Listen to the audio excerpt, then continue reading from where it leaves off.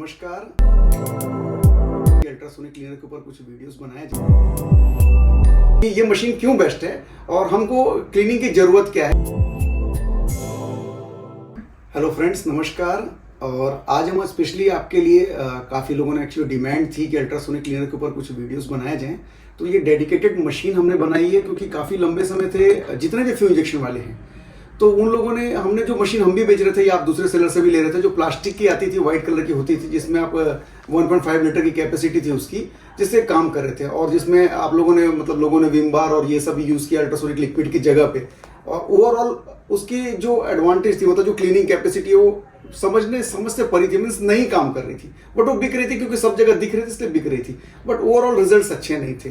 तो लोगों की डिमांड थी कुछ कस्टमाइज मशीन बनाई गया, तो आप इसलिए ऑन ऑर्डर हमने मेड इन इंडिया ये मशीन बनवाई है और इसमें कुछ स्पेशल फीचर्स हैं, इसीलिए मैं ये वीडियोस के लिए बनाया हूँ आप लोगों को, ताकि आप इसको इजीली समझ सको कि ये मशीन क्यों यूज़ करना चाहिए और इसके फायदे क्या हैं। और हम जो पहले से जो एग्जिस्टिंग मशीन यूज़ कर रहे हैं वो उसमें क्लीनिंग क्यों नहीं हो रही है, ऐसी क्या गलती हो रही है, तो उन चीज़ों के ऊपर आज मैं स्पेशली ये वीडियो शूट कर रहा हूँ, फोकस करना चाहूँगा कुछ टेक्निकल आर्टिकल्स के द्वारा कि ये मशीन क्यों बेस्ट है और हमको क्लीनिंग की ज़रूरत क्या है, ऐसा क्या मतलब लिक्विड यूज़ किया जाए या मशीन में ऐसी कौन सी मशीन यूज़ किया जाए और मशीन करती क्या है, आखिर ये क्लीनिंग होती कैसे।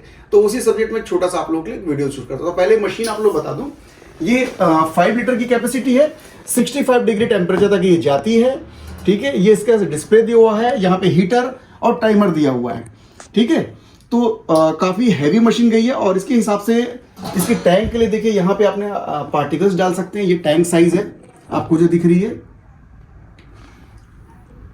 ठीक है। ये इसका कवर है और इस तरफ मैं मूव करूंगा इस मशीन को, तो यहाँ पे इन्होंने ड्रेन वॉल दिया हुआ है, ठीक है।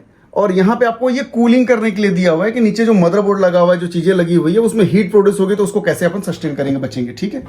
बैक साइड में हम लोग जाते हैं तो यहाँ पे ऑन ऑफ का स्विच दिया हुआ है,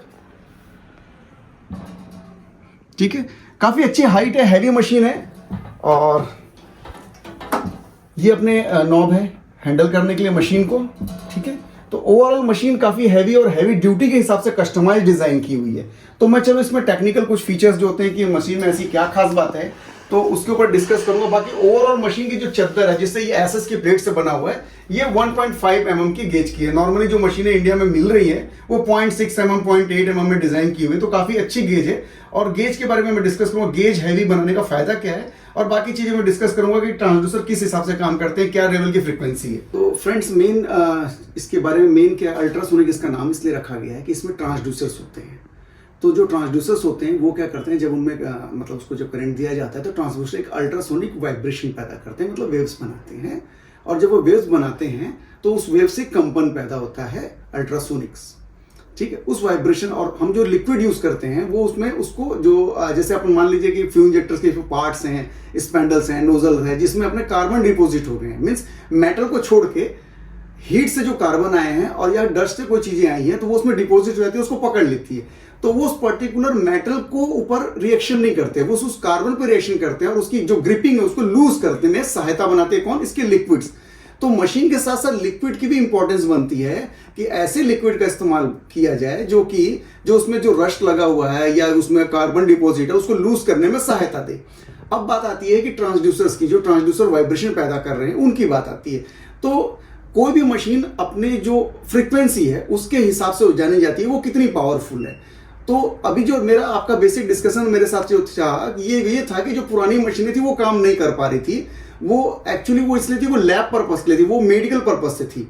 तो मेडिकल पर्पस में क्या होता है, मेडिकल पर्पस में क्या करते हैं वो लोग, वो टेस्ट ट्यूब्स हो गया, जो मतलब उनकी जो सीजर्स हो गई, जो मतलब मेडिकल और हॉस्पिटल पर्पस में यूज होती है, उनकी क्लीनिंग के लिए वहां पे उतना ज्यादा रस्ट और उतना ज्यादा हीट से आने वाली कार्बन डिपोजिट नहीं होती। बट उस एप्लीकेशन को अगर आप फ्यू इंजेक्शन एप्लीकेशन में इस्तेमाल करेंगे तो वो सक्सेस नहीं होगी। क्यों? क्योंकि वो परफॉर्म नहीं करेगी।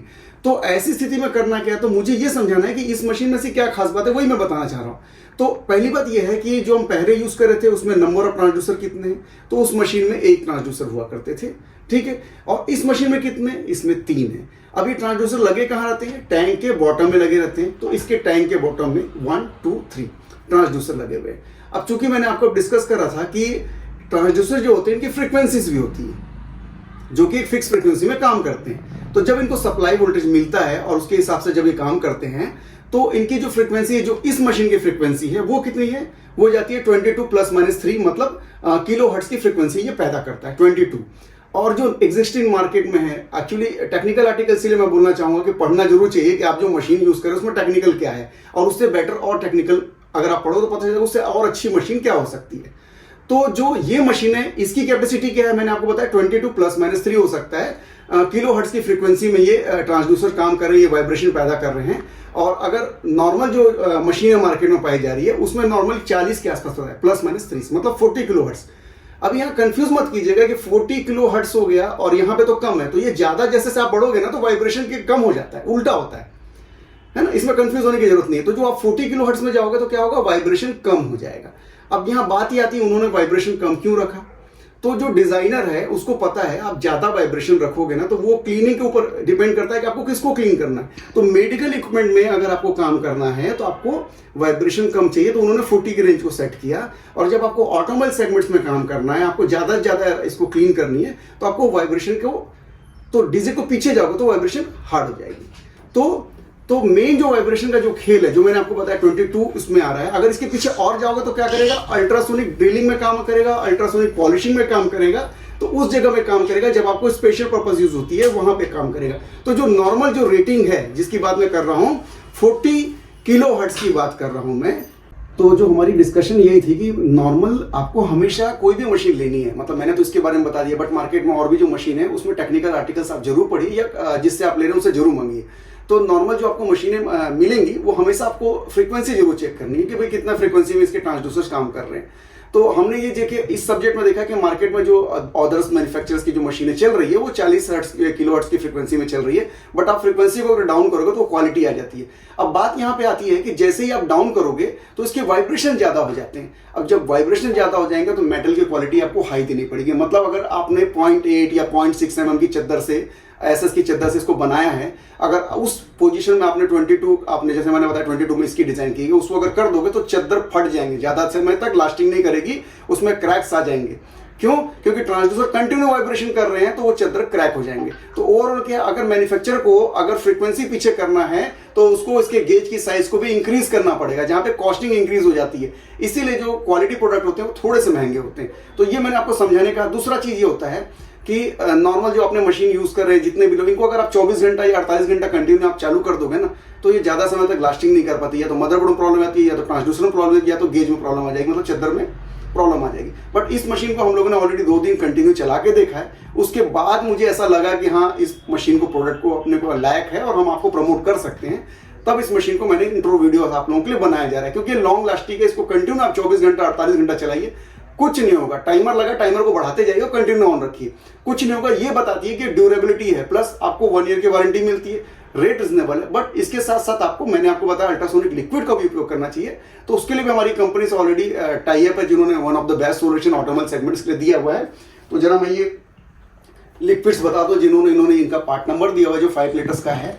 तो ये लिक्विड के साथ इस मशीन के रिजल्ट्स अच्छे हैं, और रिजल्ट्स के ऊपर मैं नेक्स्ट वीडियो एक आप लोग के लिए बनाने वाला हूँ, जहां मैं ये बताना चाहूंगा कि एक कंपोनेंट को लेके इसमें डिपिंग करके मैं ये बताऊंगा किस लेवल पे ये क्लीनिंग करती है, और इसका रियल में हमारी जो फील्ड है ऑटोमोबाइल की, फ्यूल इंजेक्शन की फील्ड है, इसमें कितने हद तक ये फायदेमंद होगा। तो ओवरऑल आज के जो टॉपिक्स में मैंने आपको इसकी क्वालिटी बताई कि भाई इसकी गेज की साइजेस अच्छी है, इसकी जो अल्ट्रासोनिक ट्रांसड्यूसर लगे हैं दूसरों में 1 पाए जाते हैं, इसमें 3 ट्रांसड्यूसर का उपयोग किया है, प्लस फ्रीक्वेंसी जो दूसरों में 40 किलो हर्ट्ज की होती है वो इसमें 22 के हिसाब से डिजाइन की, ताकि वाइब्रेशन की जो हो एक पावरफुल वाइब्रेशन मिले जिससे कि क्लीनिंग में हो। तो लिक्विड प्लस ये दोनों मिलके, और प्लस टेम्परेचर मैंने 65 डिग्री टेम्परेचर में इसको लेके जाता है। 5 लीटर की टैंक कैपेसिटी है।